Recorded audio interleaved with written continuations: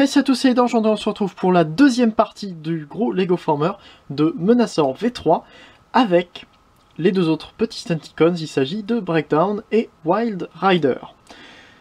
Donc ces deux-là sont en moyenne, je l'avais dit, un peu plus réussis que Dead End et Dragstrip, surtout parce que Dragstrip, je trouvais, était le moins bon des quatre petits Stunticons. Et du coup, nous avons ici les deux autres, tout simplement, qui avaient un peu plus de contraintes au niveau de la fabrication, étant donné qu'ils devaient aussi se transformer en support, mais vous verrez ça plus tard, j'expliquerai ça pendant la combinaison. Donc, nous avons ici les deux autres que je trouve très sympathiques, surtout en mode alternatif. Donc, voilà à quoi ils ressemblent à côté de la mini-figurine leader, et on va commencer avec Breakdown, tout simplement parce qu'en plus le jouet géant n'est pas le meilleur. Donc pour l'échelle, vous voyez, c'est comme avant, la mini-figurine est beaucoup trop grande pour les voitures. Nous avons ici une petite Countach blanche et bleue. Alors oui, c'est vrai, ça ressemble pas forcément à une Countach, mais j'ai quand même essayé de garder un capot court et un peu ramené vers le bas, comme ceci, qui descend assez vite. J'ai fait avec ce que j'avais, j'ai très peu de pièces blanches. Voilà. Donc on a ici la vitre, comme ça vous voyez que sur les quatre, j'ai utilisé à chaque fois des trucs pour faire des vitres différents. Déjà parce que je pouvais pas les faire pareil pour les quatre, et en plus parce que niveau forme, je trouvais que c'était assez bien de faire des vitres différentes. Voilà. J'aime beaucoup ce que ça donne ici. Bon, on a un passage de 1 plot à 2 que j'aime beaucoup. J'aime beaucoup ces petits changements de taille comme ça, il y en a beaucoup sur quelques-uns de ces Lego Formers. Donc voilà, on a ça comme ça, on a un petit aileron, je suis assez content d'avoir réussi à mettre un aileron. En dessous, bon, désolé pour le bruit derrière, mais en dessous du coup on a le robot, hein, qui est entièrement visible, mais ça c'est normal, on voit ça depuis les premiers Stunticons. Donc voilà, et pour la comparaison, nous avons Breakdown G1. Qui est incomplet. Oui, c'est vrai, je l'ai trouvé à 50 centimes en brocante, donc il pouvait... Enfin, forcément, l'état est assez moyen. Mais j'allais pas payer 8 € le même jour. Enfin, le jour où j'ai trouvé, j'en ai trouvé un complet avec les armes et tout à 8 €. Je me suis dit que c'était un peu trop cher, surtout que j'en avais déjà un qui me permettait d'avoir un Menasor complet pour 50 centimes. Donc, eh ben, je l'ai pas acheté, j'aurais peut-être dû. Mais voilà, donc nous avons une Countach sans capot ici, et vous voyez que c'est de la même taille. Voilà, sachant que lui est en plus blanc très cassé, il fait très crème. J'aime moins, c'est vrai, c'est G1, évidemment c'est le jouet G1, mais j'aime un petit peu moins que l'avoir entièrement en blanc. Donc, on va maintenant pouvoir passer à Wild Rider. Donc voici Wild Rider, toujours avec la mini-figurine leader, et vous pouvez voir que c'est encore une petite voiture.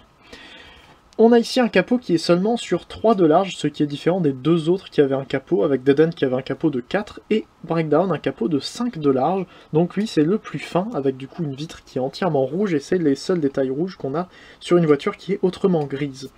Oui, j'ai mis du gris clair ici, parce que je me disais que ça pouvait faire des détails de couleur, et ça pouvait être sympa d'avoir une vitre, Normalement c'est le capot, enfin le truc pour le moteur, qui est rouge, parce que c'est une Ferrari. Donc voici la Ferrari en question, le modèle G1, qui est peut-être un de mes Stunticons G1 en le meilleur état. Voilà. Du coup, on a ici les deux en comparaison, et je trouve qu'on reconnaît bien, surtout parce que c'est une voiture grise avec les vitres rouges. Voilà. Du coup, on va pouvoir passer à la transformation. On va commencer avec Breakdown. Donc pour Breakdown, la transformation est un peu complexe, enfin un peu plus complexe que les autres, étant donné qu'il faut déjà tourner l'aileron arrière pour pouvoir sortir les jambes. Et ensuite, on peut remettre l'aileron comme ça pour éviter qu'il descende trop bas. Voilà. On peut le mettre debout, on descend les bras, ainsi qu'ils sont assez bas. C'est vrai qu'ils sont un peu bas par rapport au torse. Non, ça va, ils sont à peu près à la même hauteur que Dead End, par exemple, mais plus bas que Wild Rider. Et du coup, on a juste à remonter le capot. Il peut pas aller plus loin que ça, ce qui fait que ça fait un peu bizarre. Voilà, il tient debout. Ça fait un peu bizarre étant donné qu'il a beaucoup de keyballs par-dessus. Mais c'est correct avec mon jouet G1, étant donné que si je le transforme vite fait... Alors, oui, il manque le capot, mais il reste plus serré que les autres. Même si je laisse la pièce comme ça du capot vers le haut, et ça reste... Enfin, on peut s'imaginer qu'il y avait le capot encore au-dessus, mais normalement on le ramène à l'arrière. Donc voilà, la comparaison. J'aime beaucoup le fait que j'ai utilisé du bleu ici sans me dire que c'était bleu là. J'ai utilisé du bleu pour avoir du bleu sur la voiture. Alors que oui, normalement la voiture est censée être entièrement blanche, sauf pour le dessous et l'avant au niveau du capot. Mais du coup ça donne du bleu ici et du blanc au niveau des pieds, ce que j'aime bien. Bon, le torse a pas forcément beaucoup de détails, ça reste très gris avec un petit peu de bleu. Le bleu qui se trouve au mauvais endroit. Normalement le gris aurait pu être en bas et le bleu au-dessus pour refaire la pièce bleue ici et du coup le gris là. Mais c'était pour l'intégrité du mode robot et aussi pour le mode combiné. Voilà.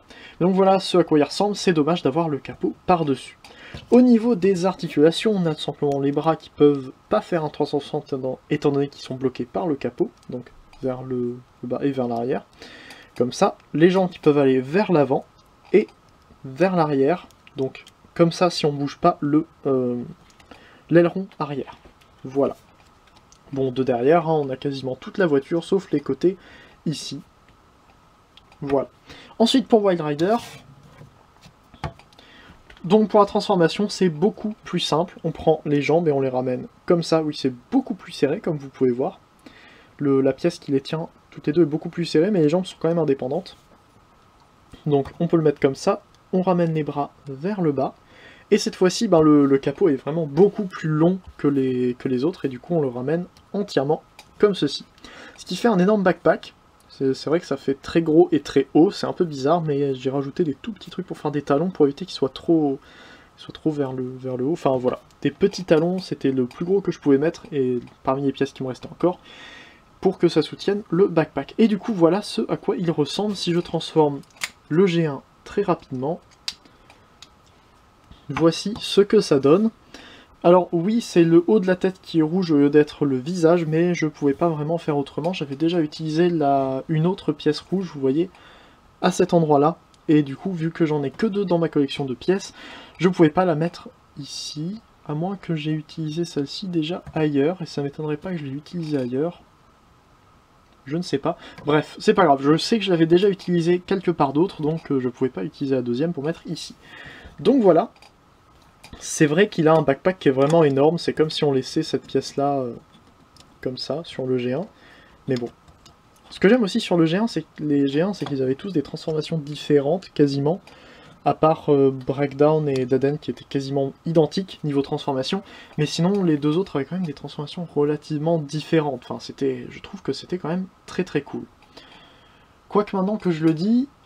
Wild Rider et Dragstrip avaient quand même des transformations similaires. Bref, ça reste quand même des sensations de transformation différentes, alors que sur les miens, les transformations sont quasiment identiques à chaque fois. Enfin, surtout sur les 4, ce qui se ressent plus.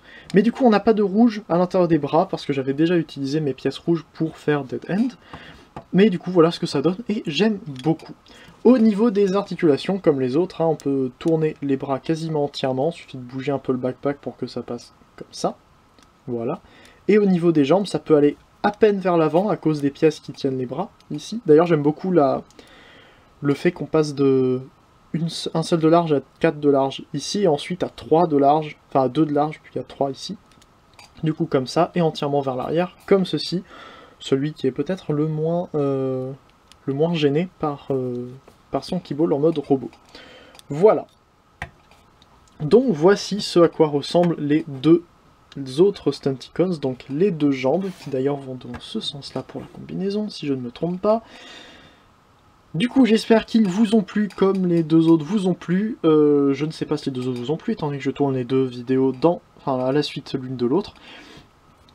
Du coup, le prochain Lego Former, vous devinez déjà ce que c'est, j'imagine, c'est le dernier membre de l'équipe. Dernier membre parce qu'il n'y aura pas de Blackjack, mais on en reparlera pour la combinaison.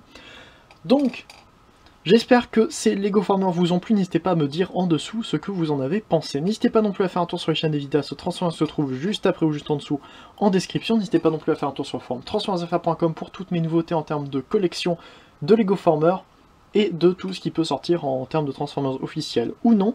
N'hésitez pas non plus à aller faire un tour sur le forum, sur le Discord, le serveur Discord de l'Arche, où je partage plein de photos de ce que je fais en Lego. Il y a sans doute des projets qui vont suivre ces vidéos que j'ai déjà terminées d'ailleurs. Il y en a un qui est en construction. Donc voilà. n'hésitez pas à aller dessus, au moins si vous voulez être informé sur ce que je fais, et en plus pour pouvoir discuter avec plein de monde, parce que le serveur est actif tous les jours. Donc voilà. N'hésitez pas non plus à vous abonner à ma chaîne si ça vous a plu et si vous avez envie d'en voir d'autres. Sur ce, on devrait se retrouver normalement bientôt pour une prochaine vidéo. Stay there, Fanfarmer un jour, Fanfarmer toujours, allez, salut!